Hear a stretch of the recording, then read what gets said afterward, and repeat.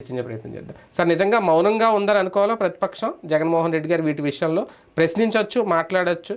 ఆయన పథకాలనే కాదు, రాజశేఖర రెడ్డి గారు ఉన్నప్పటి నుంచి కొనసాగుతున్న ఆరోగ్యశ్రీ ఇప్పుడు దాని పరిస్థితి ఏంటి అనేది ఒక ఏమయ్యం. ఎందుకు సైలెన్స్? ఇప్పుడే ఎందుకు తొందరపడతాం? ఎందుకు తొందరపడకు సుందరవాదన అంటారు రేపు. కానీ లోపల జరగాల్సిన ద్వారా జరిగిపోతే నిర్ణయం తీసుకున్నాక కదా మాట్లాడాల్సింది. నిర్ణయం తీసుకోవద్దని చేస్తే కనుక మేము చెప్పామా అంటారు. అంతే కదా. ఇప్పుడేమంటున్నారు, 100 రోజుల పాలన అని ఒక రిలీజ్ చేయబోతారట.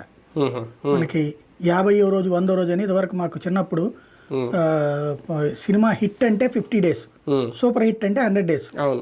అట్లాగే ఇప్పుడు మొన్న 50 రోజులు సూపర్ హిట్ అని పెట్టారు. 50 రోజులకే సూపర్ హిట్ పెట్టారు. 100 రోజులకి బంపర్ హిట్ అని పెట్టబోతున్నారు. ఆ టైంకి అన్న క్యాంటీను, బస్సు, 4000 పెన్షన్. చూసారా, పాలన అద్భుతంగా ఉందని చెప్పడానికి చేయబోతున్నారు. ఆ టైంకి దీని మీద విధానపరమైన నిర్ణయం తీసుకుంటారట. ఇంకా తీసుకోవాలి ఆరోగ్యశ్రీ మీద. ఇప్పుడు దాంట్లో వాళ్ళు చెప్తున్న లెక్క ఏంటి, ఇన్సూరెన్స్కి అంటే ఇన్సూరెన్స్ సంస్థల్ని పిలిచారట. నిన్ననే మనం డిబేట్ చేసుకున్నాం దాని మీద ఎట్లాగా ఉంటుంది అన్నట్టు. మంచిదే ఇన్సూరెన్స్ సంస్థలే, కానీ ఇన్సూరెన్స్ కంపెనీలు ఇన్సూరెన్స్ అనేటువంటిది మధ్య తరగతికి వెయ్యాలి. ఈవెన్ ఈ విధానాన్ని మనమే సజెస్ట్ చేసాం ఇంతకుముందు కూడా. అయితే